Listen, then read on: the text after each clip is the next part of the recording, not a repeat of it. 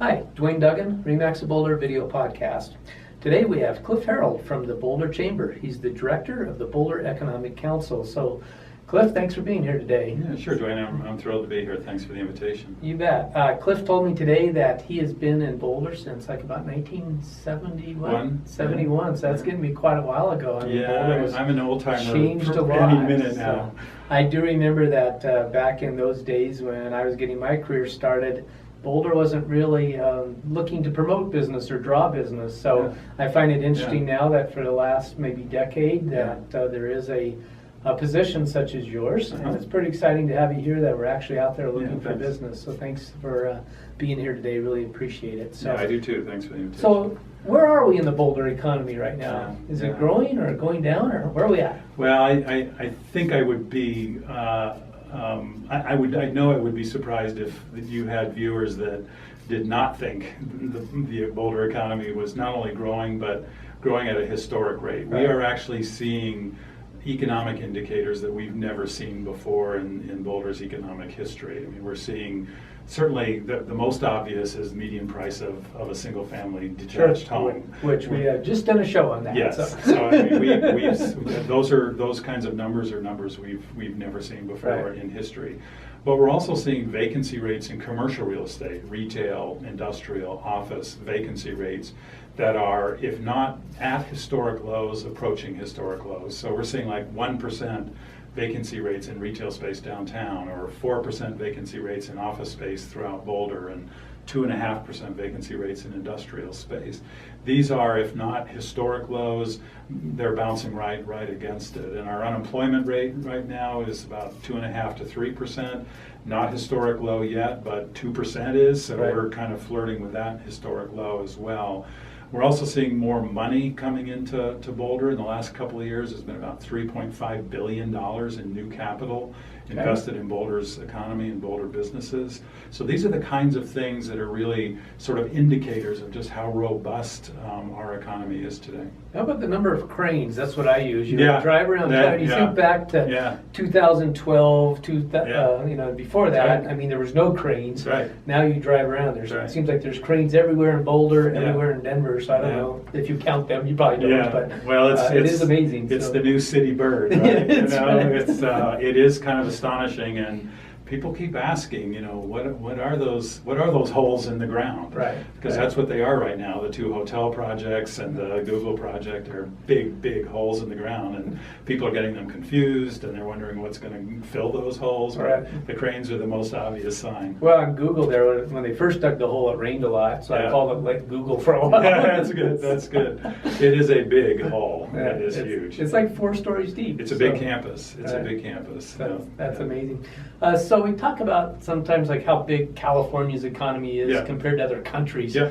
How big is like Boulder's economy compared to like other cities in Colorado or other cities across the nation? Yeah, so thank you for asking that question. There's a pretty significant, underappreciation of how big Boulder's economy is today.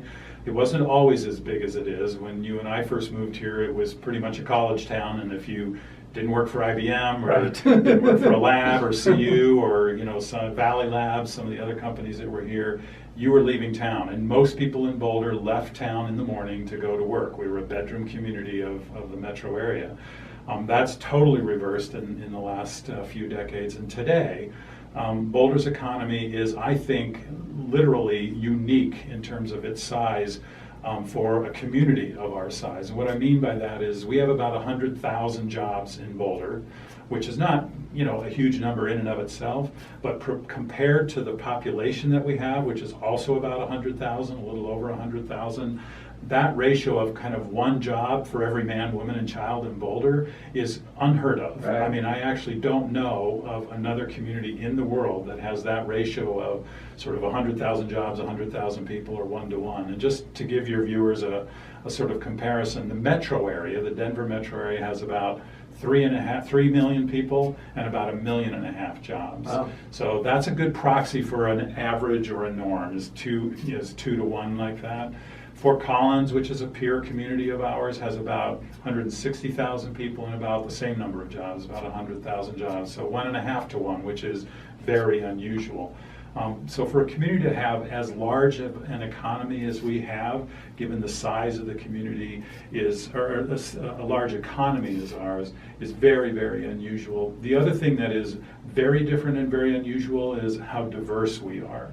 We have key industries across several different sectors, and it is a huge kind of safety net for recessions when you have that much diversity. We're not so dependent on federal government spending on labs, or we're not so dependent on IT spend in investment.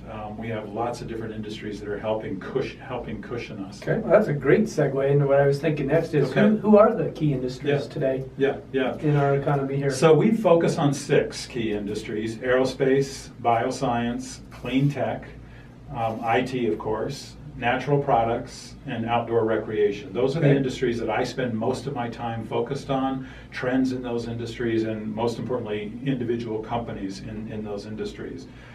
You could talk about our research economy because CU and the federal labs, huge economic impact from those institutions that do some really interesting research. So we could talk about that as another economic or industry. And tourism, again, when you and I first moved here, Boulder was not a tourist destination. Today it absolutely is. 2.5 million visitors a year to Boulder every year. That's starting to compete with Rocky Mountain National Park.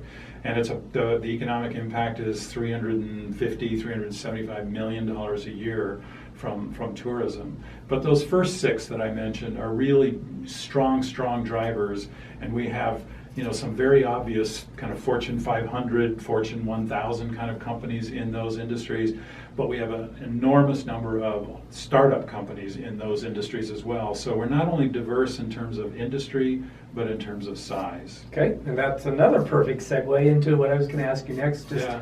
Boulder's been a hotbed for entrepreneurship, for startups at a fairly high level. What are some high-level startups that are coming to our neck of the woods here? So let me tell you some stories about some successful startups, because many people in Boulder have forgotten that some of the best-known companies in the tech space, for example, natural products as well, are in Boulder not because they just had to be here, but because they acquired successful startups. So, one of the best examples is Google.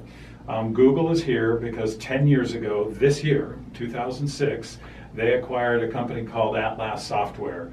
They probably had 20 people. They were doing some 3D image modeling, a company or a software called SketchUp. Google acquired them, and it's been moving forward ever since. But we have a number of stories like that. CA Technologies is here because they bought Rally Software. Twitter is here because they bought Gannett. NetApp is here because they bought SolidFire. Pinnacle Foods, which makes Hungry Man TV dinners, is here because they acquired Boulder Brands and Evol Burritos. And most recently, Hormel Foods, which makes Spam, is here because they acquired Justin's peanut butter. So you can do story after story after story of these kinds of acquisitions that are kind of really testimonials to the success of our entrepreneurial ecosystem here. But just a couple of other data points that I'll share with your viewers. The first is that in each of the past 2 years, Boulder startups have raised $250 billion in venture capital from venture capitalists around the country and in some cases around the world. That's a pretty significant number when you think that all of Colorado only raised about $750 or $780 million. That puts things into perspective, right? So, almost 30% of all the venture capital raised in Colorado came to Boulder in each of the last 2 years. That's very significant. And then the last metric I'll share is that there's a nonprofit entrepreneurial think tank in Kansas City called the Kauffman Foundation, and they did a study a couple years ago of what they called high-tech startup density. So this is trying to get a handle on where is the highest concentration of startups.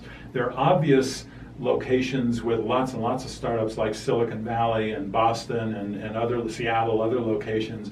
but those are very large regions. They wanted to sort of put it on a per capita basis, on a proportional basis. What is the density of startup activity in these different regions that are well known? Boulder came out number 1 in the U.S. for the concentration of high-tech startups per capita in the entire U.S. Amazing. And we have twice as high a concentration of startups as number 2. Number 2 is Silicon Valley. So these are amazing. These are amazing metrics. Yeah.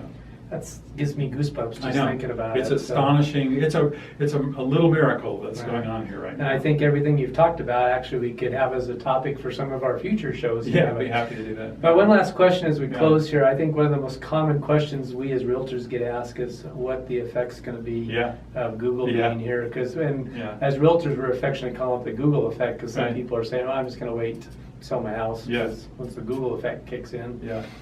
So, any thoughts on that from your point of view? So we could spend a whole show talking about this. There's a lot to think about here. And the first is that what I find very often is there's a misperception about Google in Boulder. Even the media will report that Google is coming to Boulder. Right. But I hear this all the time about well, when Google comes, or Google is going to be here. As I mentioned, Google's been here 10 years. They grew from this startup company they acquired of 20 people to about 400 people today. And their campus, their new campus, was approved for 300,000 square feet in 3 different buildings, and up to which would have a capacity of up to 1,500 people. So that's the 1,500 number that you hear out there. The target right now is for occupancy of that first phase of that campus in fall, winter of 2017, so a little over a year from now. It is very significant in terms of the perception and the image it creates out there. That's part of the effect that you're talking about. But it also has some very real kind of material, concrete effects. I mean, there are people that are planning to move here because of the opportunities, either for jobs with Google or as suppliers or vendors of Google to be here. So we're starting to see some of that kind of secondary impact. I think we're probably starting to see some upward pressure on home prices because of that. Although there's so many other factors pushing those prices up that better than I, mostly a lack of supply, a lack of inventory. But we are starting to see people making decisions about moving here or doing business here because of Google. And then, I think really the most important thing is that Boulder already has a pretty strong image as a tech center, as an innovative center, as a progressive center. But Google is kind of a seal of approval on that. It's a real affirmation of those things that we like to think about Boulder. Google had the option to go literally anywhere in the world. They certainly had the option to go anywhere in the metro area, and they were looking at options throughout the metro area when they made the decision to go forward with a big campus like this. And it was about a 4-year process. I was one of the very first projects I started on when I came into this role, and about 4 years later, they kind of doubled down on Boulder. So there are many, many dimensions here that we could talk about, but it is an astonishing affirmation of Boulder's kind of centrality in the whole tech world, and kind of unusual because the myth out there is that Boulder is really good at starting companies and getting them up to a certain size, and then they have to leave. Right. Well, if there was ever a counter to that, it's Google. It's happening right now. Cliff, thank you very much for sharing the insights. Thank you. I appreciate it. I'd love to have you back again. Look forward to that. Duane Duggan, RE/MAX Boulder Video Podcast, signing off.